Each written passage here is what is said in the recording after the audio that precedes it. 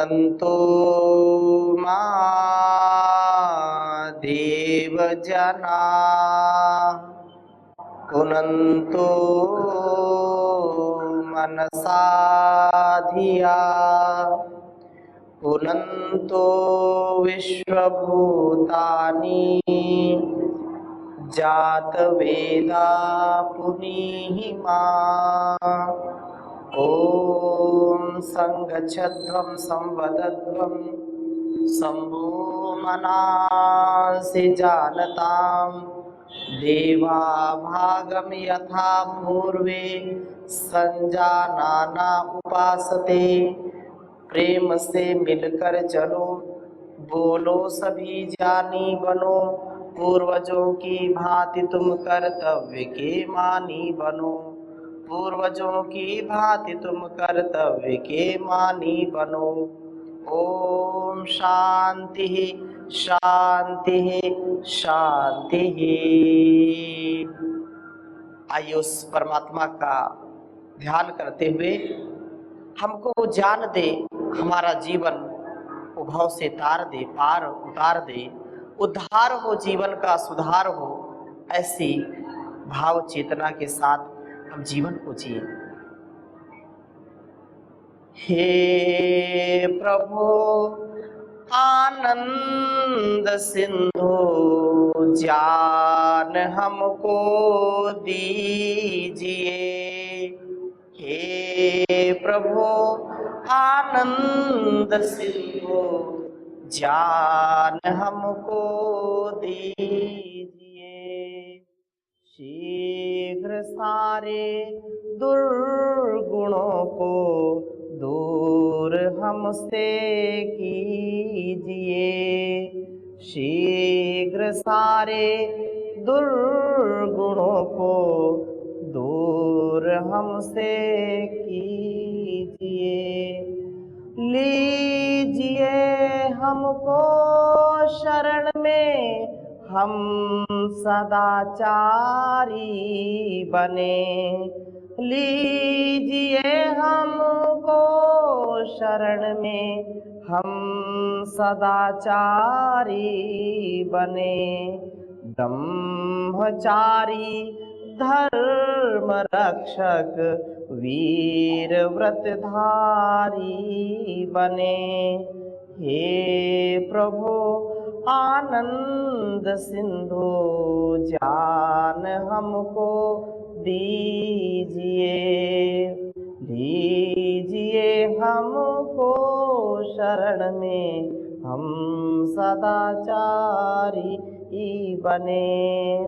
गत हमारी आयु हो प्रभु लोक के उपकार में, हाथ डाले ना कभी हम भूल कर अपकार में। हे प्रभु आनंद सिंधु ज्ञान हमको दीजिए। शीघ्र सारे दुर्गुणों को दूर हमसे कीजिए। दूर हमसे कीजिए। प्रातः स्मरणीय वंदनीय युग पुरोधा युग दृष्टा परम पूज्य श्री स्वामी जी महाराज तथा आयुर्वेद शिरोमणि आचार्य श्री जी महाराज की सूक्ष्म उपस्थिति को, उनकी प्रेरणा को हम प्रणाम करते हैं।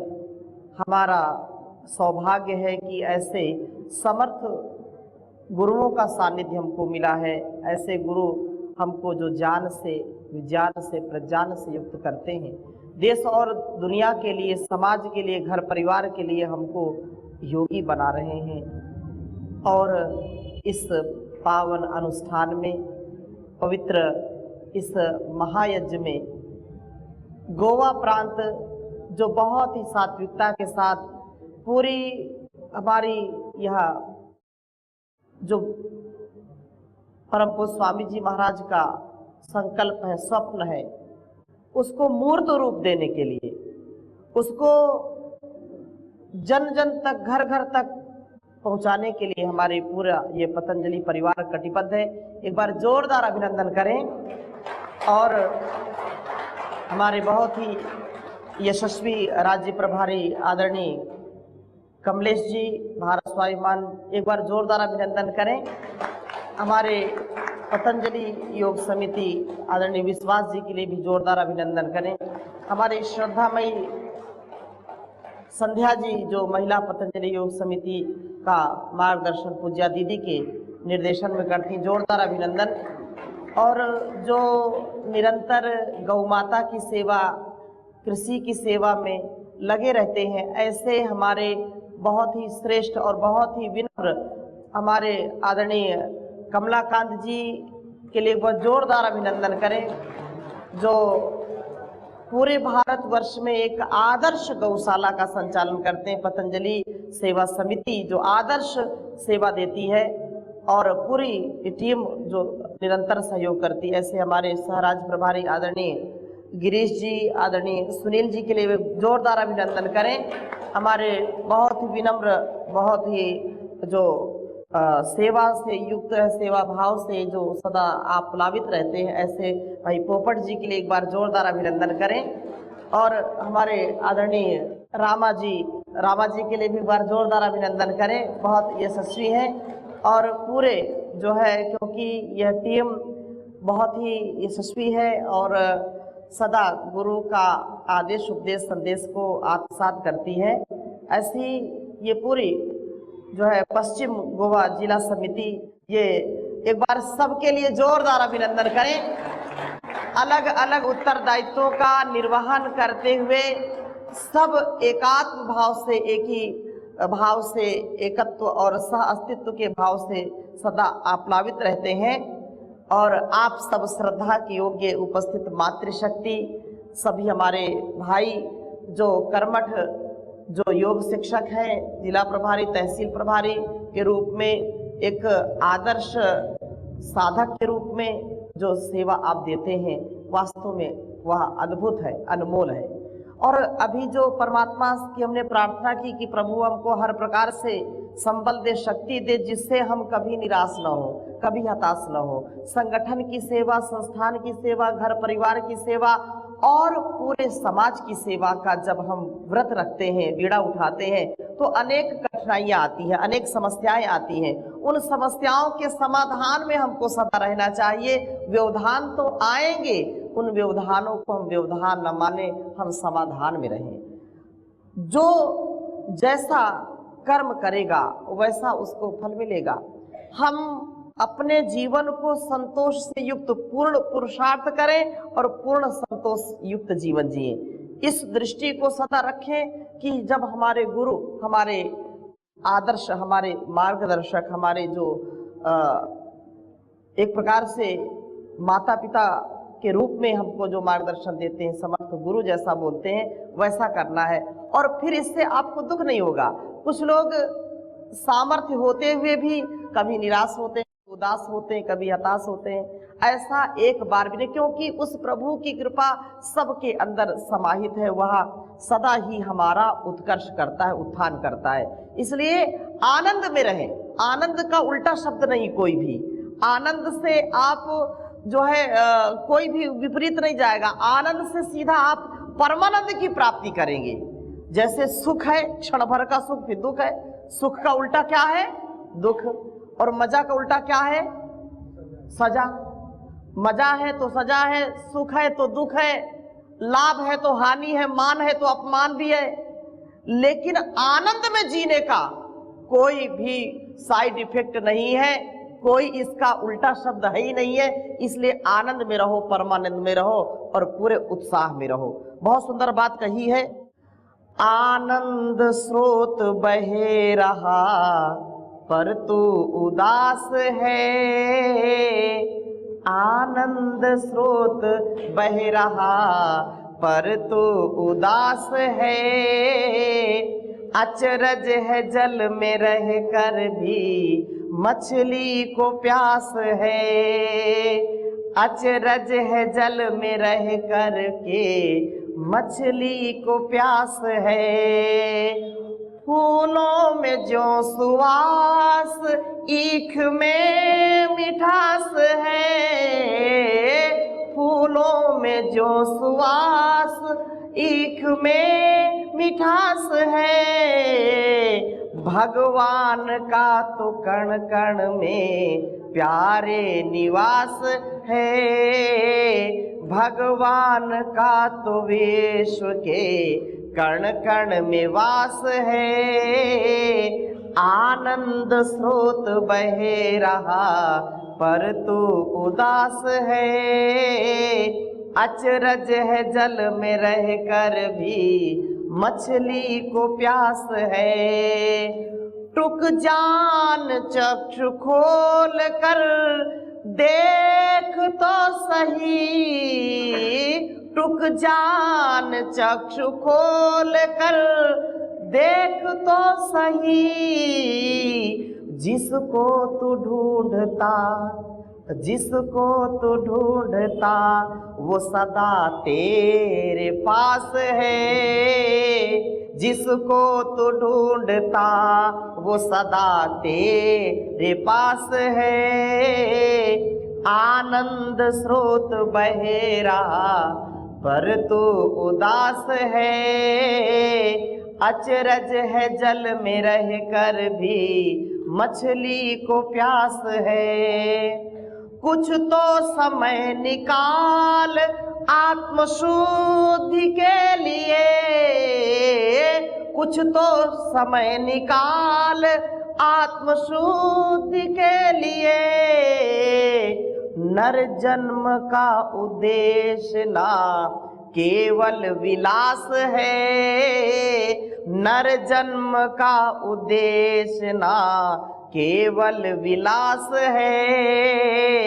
आनंद स्रोत बहे रहा पर तो उदास है। अचरज है जल में रह कर भी मछली को प्यास है। आनंद स्वर्ग का न पा सकेगा तब तलक। आनंद स्वर्ग का न पा सकेगा तब तलक। प्रकाश जब तलक तो इंद्रियों का दास है। आनंद स्रोत बहे रहा पर तो उदास है। अचरज है जल में रह कर भी मछली को प्यास है। हमारा जीवन जीवन बहुत आनंददायक है। जीवन क्या है? आनंददायक है। लेकिन यदि हम जान पूर्वक इसको जिए, हम अपने मन की मनमानी का और अपने कुसंस्कारों के शिकार हो जाते हैं। और जो व्यक्ति अपने कुसंस्कारों का, अपने मन का, अपनी इंद्रियों का गुलाम हो जाता है, उसका दास हो जाता है, वो सदा उदास रहेगा, निराश रहेगा, हताश रहेगा। कभी उसकी प्यास बुझेगी नहीं। लेकिन जो व्यक्ति ज्ञान से युक्त है, ज्ञान के दीपक से जिसका जीवन जगमगा रहा है, वो अंधकार में भी, वो तिरस्कार में भी, वो किसी भी आंधी तूफान में कभी वो थमता नहीं, कभी रुकता नहीं, कभी वो झुकता नहीं, कभी वो बटता नहीं, कभी वो कटता नहीं। सदा अपने जीवन और जगत के कल्याण के लिए, आत्म उद्धार से जग के उद्धार के लिए, आत्म कल्याण से विश्व कल्याण के लिए वो सदा लगा रहता है। जो कुछ भी उसको परमात्मा ने दिया है, इस जीवन और जगत का कल्याण करना हमको अपने गुरुओं ने सिखाया, हमको वेद शास्त्रों ने सिखाया। और इस भावना को, इस कामना को हम उपासना के साथ आगे करें, उपासना से युक्त जीवन जिए। उपासना हमारे जीवन का सदा कल्याण करती है और इस उपासना से, उपासना क्या है? हमको जो भी उत्तरदायित्व मिला है, संगठन का उत्तरदायित्व मिला है, चाहे भारत स्वाभिमान हो, चाहे पतंजलि योग समिति हो, चाहे महिला पतंजलि योग समिति हो, चाहे युवा भारत हो, चाहे किसान सेवा समिति हो, जो कुछ भी उत्तरदायित्व मिला है, इस उत्तरदायित्व में एक पल का भी नैराश्य नहीं, एक पल का भी हमारे जीवन और जगत के जो अकल्याणकारी तत्व हैं, जो हमको कभी भी कल्याण की ओर नहीं अग्रसर करते हैं, ऐसे तत्वों का कभी स्वागत नहीं करना। जो व्यक्ति बुद्धिमान होगा, जो सावधान होगा, वो समाधान में रहेगा, और जो व्यक्ति अपने आप से परेशान है, कुसंस्कारों से परेशान है, वो कभी भी स्वयं उत्साह में नहीं रहेगा और उसको दुख मिलेगा। जिम्मेदारी हो या ना हो तो भी दुखी रहेगा।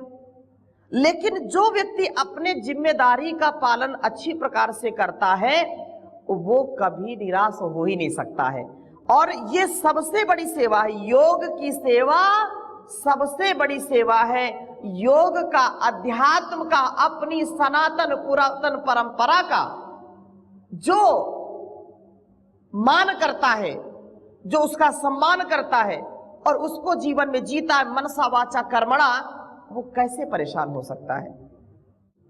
तो अपना हम सदा यश का, कीर्ति का, अपने जीवन के उद्धार का कार्य करें। मानव का जीवन मिला, मनुष्य का जीवन मिला, तो समझो हमारे जीवन का सबसे सौभाग्य का जीवन मिला है। क्योंकि सभी पशु पक्षियों में मनुष्य का जीवन सबसे उन्नत है, सबसे श्रेष्ठ है। और क्यों श्रेष्ठ है? क्योंकि यह अपने धर्म का, अपने स्वकर्म का पालन करने वाला होता है। क्षमा करना, आज जो धर्म की बात लोग करते हैं, 99% लोगों को धर्म की व्याख्या नहीं पता, धर्म शब्द उनको पता नहीं है। धर्म वो है जिसको हम कभी छोड़ नहीं सकते। धर्म वो है जो सच्ची मानवता है, धर्म वो है जो सच्ची इंसानियत है, जो माता पिता गुरु आचार्य के रूप में, जो पति पत्नी के रूप में, जो भाई बहन के रूप में, जो बेटा बेटी के रूप में, जो कुछ भी हमारा उत्तरदायित्व है, जो राष्ट्र के लिए, अपनी सनातन पुरातन परंपरा के लिए हम आत्मनिर्भर होकर के, आत्म कल्याण से युक्त होकर के जो कर्म करते हैं, वास्तव में वही सच्चा धर्म है। हिंदू, मुस्लिम, सिख, ईसाई, जैन, बौद्ध आदि, ये ठीक है, अपने अपने जहां जिसका जन्म हो गया है उसका पालन वो कर रहे हैं, करना चाहिए। लेकिन सबसे बड़ा जो धर्म है वो मानवता का धर्म है, सबसे बड़ा जो धर्म है वो इंसानियत का धर्म है। क्योंकि ईश्वर ने हमको बांटा नहीं है, हम यहां आकर के बट गए हैं। लेकिन जो सनातन परंपरा है, सनातन के नाम पर भी कुछ लोग गड़बड़ करते हैं। सनातन का तात्पर्य यह है जो सदा रहता है, जब से धरती बनी है और जब तक ये धरती रहेगी, जब तक ये सृष्टि रहेगी, जिसका हम कभी उल्लंघन नहीं कर सकते, जिसके बिना हम रह नहीं सकते, उसको सनातन कहते हैं। अपने धर्म का, अपने कर्तव्य का पालन करना अध्यात्म में। अच्छा ये बताइए, कोई व्यक्ति दुखी होना चाहता है क्या? बोलिए ना। कोई व्यक्ति परेशान होना चाहता है क्या? कोई व्यक्ति रोगी होना चाहता है क्या? कोई व्यक्ति समस्या बनना चाहता है क्या? नहीं। कोई दुखी ना हो, इसके लिए जो हमारे ऋषियों ने बात बताई है कि तुम योग करो तो दुखी नहीं होगे, न मानसिक रोग होगा न शारीरिक रोग होगा। जो आहार आप ले रहे हो वो आहार शुद्ध हो, सात्विक हो, तो इसमें कहीं कोई बात है ही नहीं। अगर आप इस बात का चिंतन करेंगे, आहार शुद्ध हो, सत्व शुद्धि, आहार की शुद्धता होगी तो विचार की शुद्धता होगी। आहार शुद्ध नहीं है तो विचार शुद्ध नहीं होगा, मानव का निर्माण नहीं होगा, रोगी होगा, दोषी होगा, उसका व्यक्तिगत और सामाजिक जो जीवन है वो कभी भी अच्छा नहीं होगा। इसलिए हमको योग का, अध्यात्म का आधान करके अपने जीवन और जगत का कल्याण करना है। एक एक पल, एक एक क्षण हम इस जीवन को जी पाए तो सभी चाहते हैं कि हम परस्पर रहें, सत्य बोलें, अच्छा आचरण करें। अच्छा, कोई व्यक्ति चाहे किसी भी मत, पंथ, संप्रदाय को मानने वाला हो, सबके अंदर एक जैसा खून है, सबके अंदर एक जैसा ईश्वर ने व्यवस्था की है।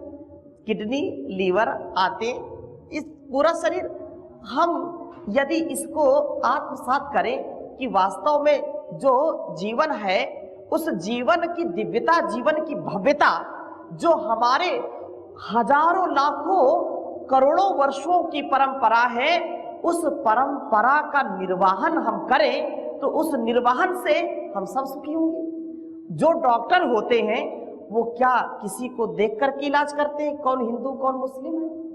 क्या ये सूर्य जो प्रकाश देता है वो किसी को भेदभाव से देता है? क्या चंद्रमा प्रकाश देता है तो क्या भेदभाव करता है? ये वायु प्रवाहित हो रही है, क्या कोई भेदभाव है? गाय दूध देती है तो कोई भेदभाव करती है? कभी नहीं करती है।